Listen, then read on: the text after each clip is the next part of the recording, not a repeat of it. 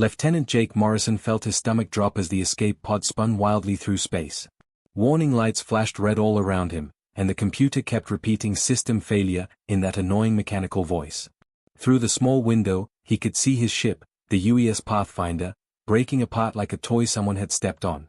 Those shadow creatures had come out of nowhere, moving through space like liquid darkness, and now his home for the past 6 months was just floating junk. The pod shook violently as it hit the atmosphere of the planet below. Jake gripped his seat as trees rushed up to meet him. Giant alien trees, bigger than any redwood back on Earth, with leaves that seemed to glow faintly in the dim light.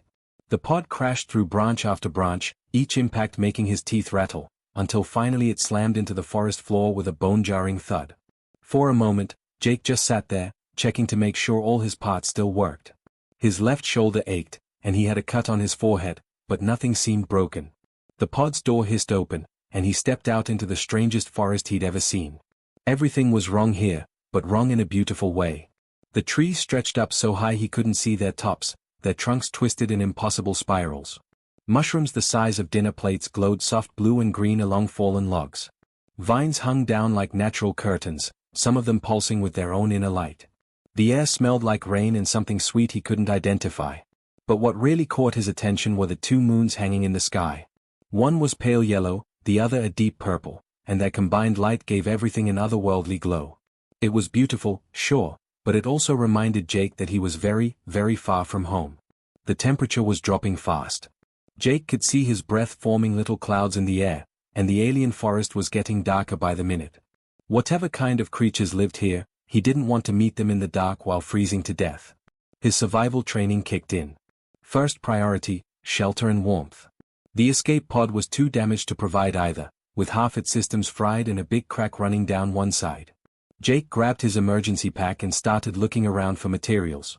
The good news was that there was plenty of dead wood scattered around. The bad news was that none of it looked like anything he'd ever seen before. Some pieces were twisted into knots, others had a strange silver bark that felt almost metallic. But wood was wood, right? And he needed fire more than he needed to understand alien botany. Jake cleared a small area near a large boulder that would block the wind. He arranged the stranger pieces of wood in a pyramid shape, just like they'd taught him in survival school. Then he pulled out his magnesium fire striker, a simple but reliable tool that had never failed him before. The first spark caught some dried moss-like stuff that was growing on one of the logs. It flared up bright orange, and Jake carefully blew on it until the flames spread to the smaller twigs. Soon he had a proper campfire going, the flames dancing and crackling in the alien night. The warmth felt incredible. Jake held his hands out to the fire and felt the tension in his shoulders start to ease. Orange light flickered across the strange trees and glowing fungi, creating dancing shadows that almost looked alive. For the first time since the attack, Jake allowed himself to think that maybe he'd survive this after all. He had no way of knowing that on this world, fire was something from legends. The native creatures told stories about the old days, when beings of great power could command flames at will. Most thought these were just fairy tales. Fire was something that happened when lightning struck, or in the deep core of the planet. It wasn't something that ordinary beings could create or control. As Jake sat by his campfire, eating a tasteless protein bar from his emergency rations, he noticed the forest around him had gone very quiet. The strange chirping and humming sounds he'd heard earlier had stopped. It was like every creature within miles was holding its breath. Something rustled in the undergrowth about 20 feet away. Jake froze, his hand moving slowly toward the emergency flare gun in his pack. 2 golden eyes appeared in the darkness, reflecting the firelight like tiny suns. They weren't human eyes, and they definitely weren't from any earth animal he knew. The eyes blinked once, then disappeared. But Jake could still feel something watching him from the shadows, curious and careful, drawn by the impossible sight of controlled flame in the alien night.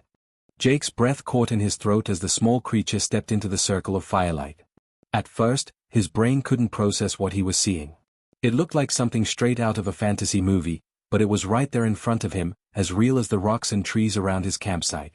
The little dragon was about the size of a house cat, but everything about it screamed not from Earth.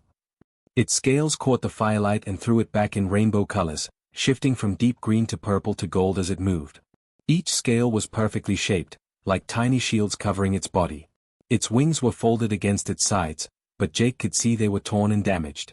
One wing had what looked like claw marks running through the delicate membrane. But it was the eyes that really got to Jake. They were huge and golden, with an intelligence that made him think of a curious child rather than a wild animal.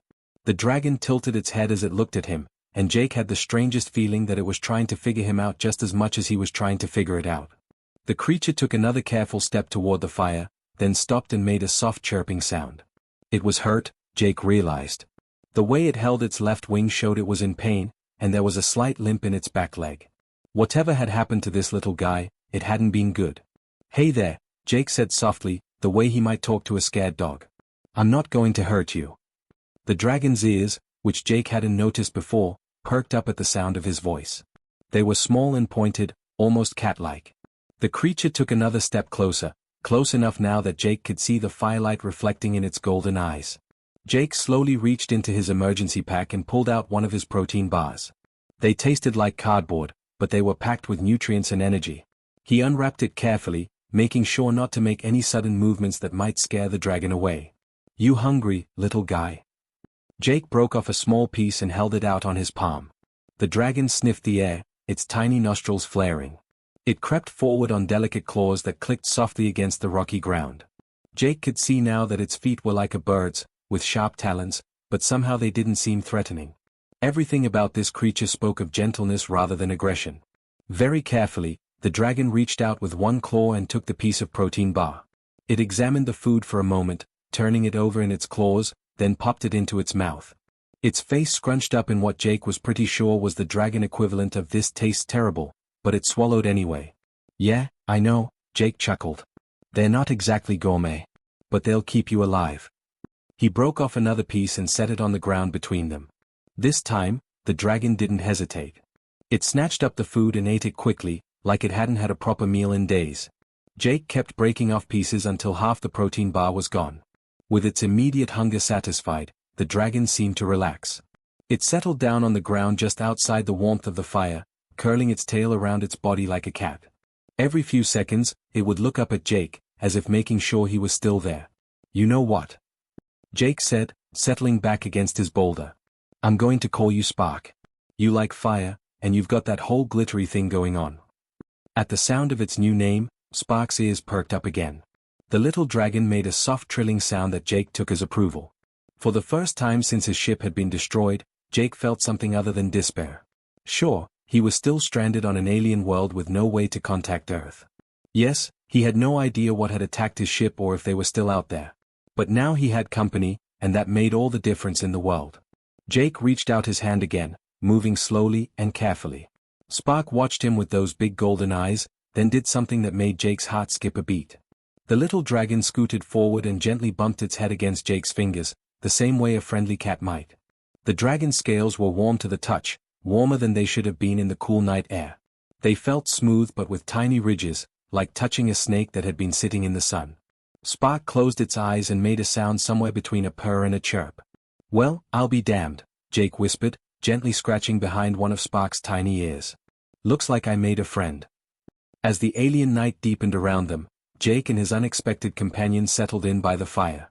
Neither of them knew that Spark carried the blood of ancient kings in his veins, or that his very existence was supposed to be impossible. All Jake knew was that he wasn't alone anymore, and sometimes that's all that matters in a big, scary universe. Jake woke up on the second morning to find Spark curled up right next to his sleeping bag, the little dragon's warm body pressed against his side like a scaly hot water bottle. During the night, Spark had crept closer and closer to the dying embers of the fire, and apparently decided that Jake was the next best source of warmth. "Morning, buddy," Jake whispered, careful not to startle his new friend. Spark opened one golden eye, made a sleepy chirping sound, then closed it again. Jake couldn't help but smile. Even stranded on an alien world, some things were universal. Nobody, not even baby dragons, liked getting up early. Jake rebuilt the fire while Spark stretched and yawned, showing off tiny needle-sharp teeth. The dragon's injured wing was already looking better. The tears in the membrane were starting to close up, and Spark could fold it properly against his body now. Whatever these creatures were made of, they healed fast. By the third day, Spark was attempting short flights. He'd climb up on Jake's shoulder, spread his wings, and glide down to land near the fire. Each flight was a little longer than the last, and Jake found himself cheering like a proud parent every time Spark stuck the landing. "That's it, little guy. You're getting the hang of it." But even as Jake celebrated his companion's recovery, he started noticing things that worried him. The forest around them was sick. Really sick. When they'd first crashed here, the glowing fungi and strange plants had seemed vibrant and alive. Now, just a few days later, many of them were turning brown and withering away. Jake first noticed it when he went looking for fresh water. The stream he'd found on day 2 had been clear and clean, with alien fish darting through the shallows. Now the water ran sluggish and dark, and there wasn't a single fish to be seen. The plants along the banks were drooping like they were dying of thirst, even though they had plenty of water. It wasn't just the stream, either. Everywhere Jake looked, he saw signs of decay. Leaves falling from trees that should have been healthy. Flowers closing up and turning black. Even the air felt different, thick and heavy like breathing through a wet blanket. The weirdest part was how all the animals were acting. Jake had gotten used to hearing the forest come alive at night with strange calls and rustling sounds. Now, the nights were eerily quiet. During the day, he'd catch glimpses of creatures moving through the trees, but they were all heading in the same direction, deeper into the forest. It reminded him of animals fleeing before a forest fire, except there was no fire to run from. "What do you think, Spark?" Jake asked one morning as they watched a group of 6-legged deer-like creatures hurry past their camp. "They know something we don't." Spark chirped and tilted his head, following Jake's gaze. The little dragon seemed just as puzzled as Jake was. But then Jake noticed something strange.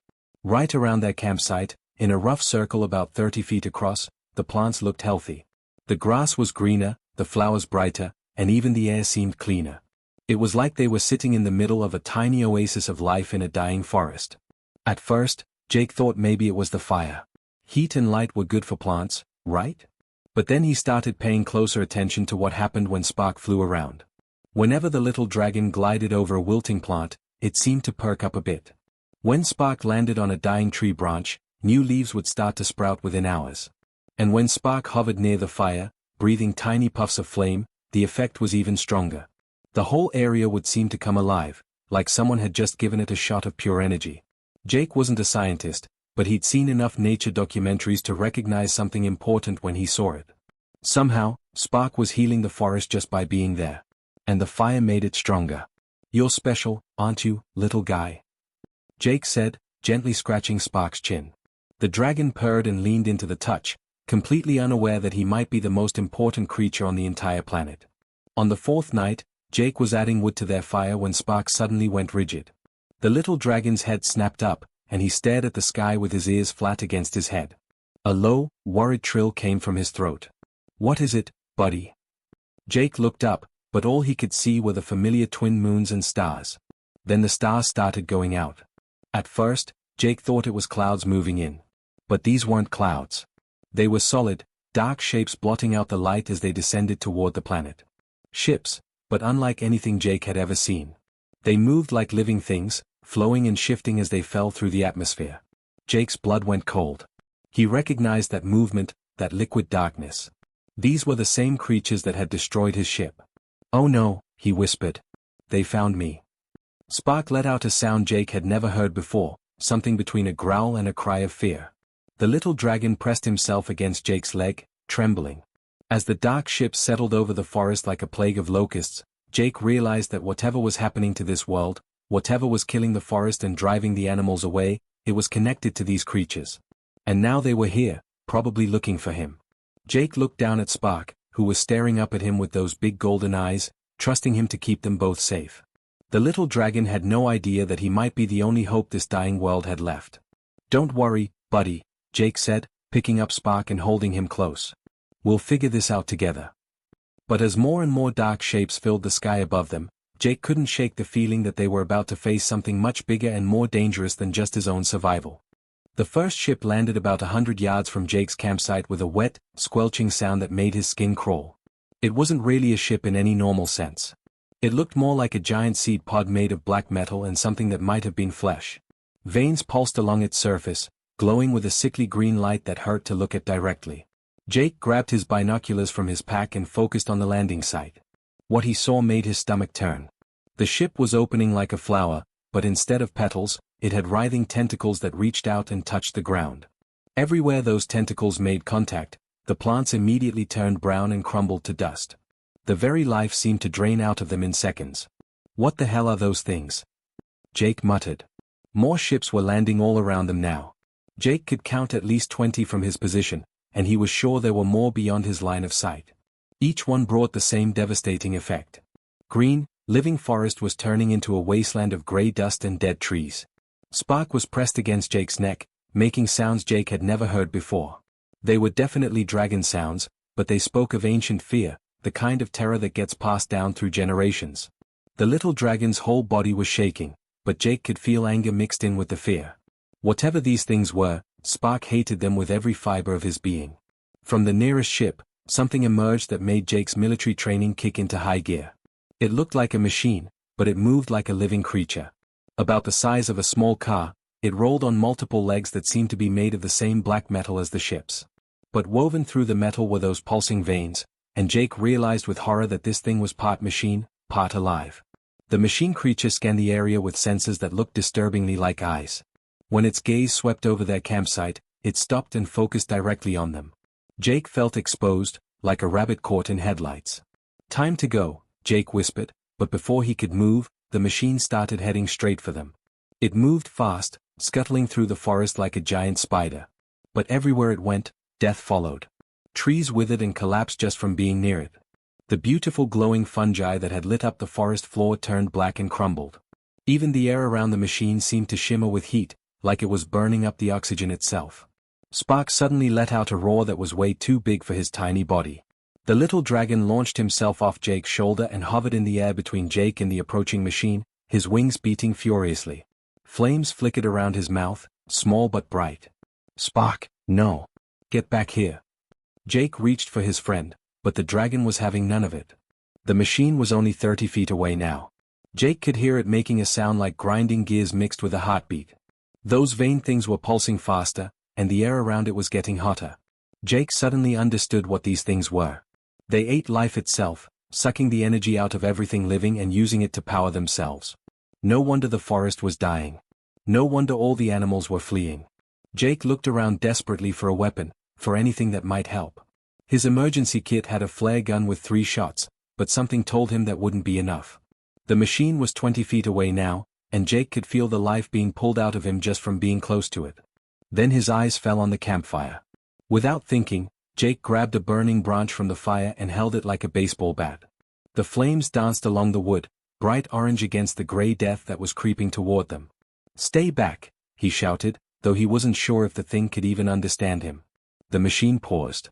For a moment, it just sat there, its sensor eyes focused on the burning branch in Jake's hands. Then it made a sound that Jake would have sworn was fear. The creature actually backed up a step. Jake looked at the fire in his hands, then at Spark, who was still hovering protectively nearby. The little dragon's flames were getting brighter, and Jake noticed something incredible. The dead zone around the machine wasn't advancing anymore. In fact, where Spark's firelight touched the withered ground, tiny green shoots were starting to poke through. "You're afraid of fire," Jake realized. "Aren't you?" The machine let out that grinding heartbeat sound again, but louder now, almost like a scream. It rushed forward suddenly, metal legs carrying it straight at Jake. Jake swung the burning branch like a sword. The flames connected with the machine's front sensor, and the creature recoiled with a sound like metal being torn apart. Sparks flew everywhere, and some of the vain things on its surface actually caught fire and started burning. But Jake's makeshift torch was already burning down to his hands. In seconds, he'd have nothing left but charred wood. That's when Spark swooped down and breathed fire directly onto the branch. The flames roared back to life, bigger and brighter than before. But this wasn't normal fire anymore. It burned with colors Jake had never seen, blues and golds and silvers all mixed together. The machine tried to retreat, but Jake pressed his advantage. He chased after it, swinging his impossible torch like a flaming club. Every time the magical fire touched the creature, more of its systems failed. The veins stopped pulsing. The metal legs started to seize up. Finally, with one last swing, Jake brought the torch down right on the machine's central body. The enhanced flames spread across its entire surface, and the creature collapsed with a final, dying shriek. Around them, the forest was already starting to heal. Green grass pushed up through the gray dust. Flowers bloomed where moments before there had been nothing but death. Jake looked up to see more machines emerging from the other ships, dozens of them heading in his direction. But now he had hope. He had fire, he had Spark, and he had a fighting chance. "All right, buddy," he said to Spark, who who landed on his shoulder with a proud chirp. Let's show these things what happens when they mess with Earth and dragonkind. The real battle was just beginning. Jake's mind raced as more machines poured out of the alien ships. His years of military training kicked in, and he started thinking like a soldier instead of a scared crash survivor. The creatures were afraid of fire, that much was clear. But one burning stick wasn't going to be enough against dozens of these things. We need more fire, he told Spark, who was circling overhead like a tiny guardian angel. And we need it everywhere. Jake ran back to their campsite and started grabbing everything that could burn. His sleeping bag, spare clothes, even the instruction manual from his emergency kit. He stuffed it all into his backpack along with his remaining flares and the magnesium fire starter. If they were going to make a stand, they'd do it properly. The first wave of machines was getting closer. Jake could see at least 8 of them now, moving through the dying forest like metal vultures. But he noticed something important. They were avoiding the area around his original campfire, giving it a wide berth like it was some kind of force field. That's it, Jake muttered. He pulled out his flare gun and fired one shot high into the air above a cluster of dead trees about 50 yards away.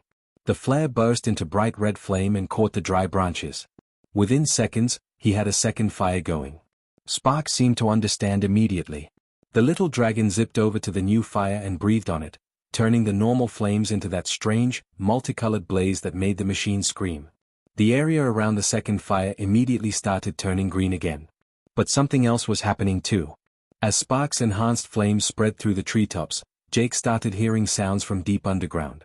Rumbling, like distant thunder, but coming from below instead of above. The ground beneath his feet vibrated with each rumble. Jake fired his second flare into another group of trees, then his third. Each time, Spark would fly over and transform the ordinary fire into something magical. And each time, the underground rumbling got louder. The machines were getting confused. They'd advance toward one fire, then retreat when Jake lit another one.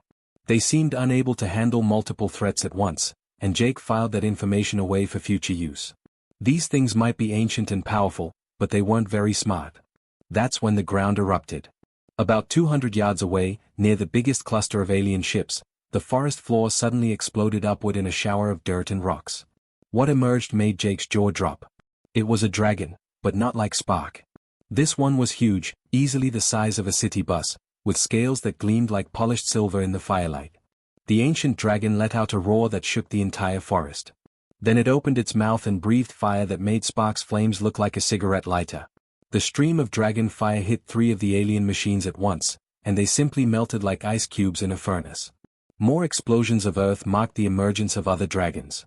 Jake counted at least 6 of them now, all different sizes and colors. Some were sleek and serpentine, others broad and powerful like flying tanks. But they all had one thing in common. They were all breathing fire, and they were all absolutely furious. Spark let out a series of excited chirps and flew toward the largest dragon, the silver one. Jake watched in amazement as the big dragon lowered its massive head to nuzzle the tiny hatchling. It was like watching an elephant greet a mouse, except the mouse was clearly in charge. The other dragons fell in line behind Spark, and Jake realized what was happening. Spark wasn't just any baby dragon. He was royalty. And somehow, by bonding with Jake and learning to use fire as a weapon, he'd awakened his people from whatever deep sleep they'd been in.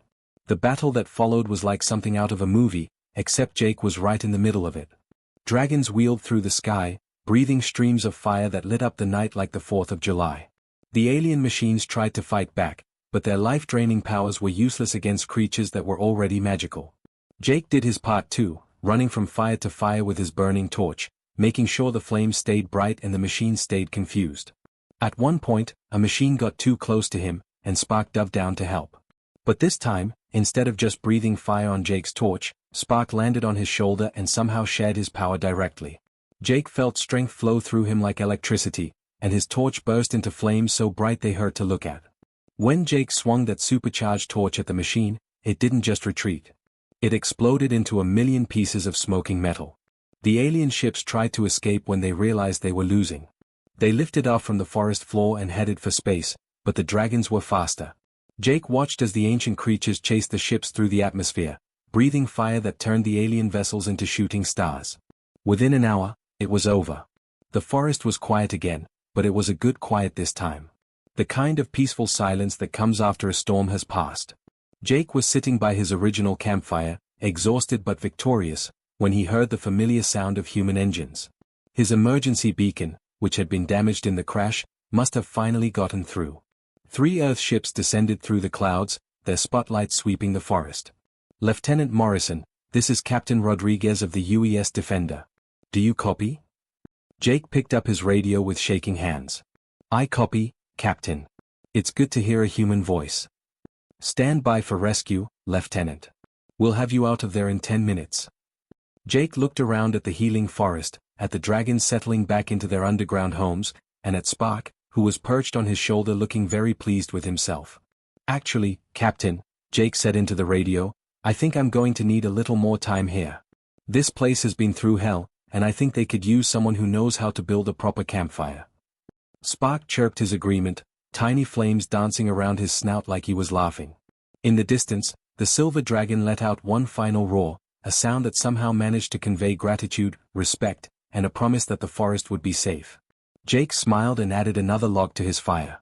He had a feeling he was going to be here for a while.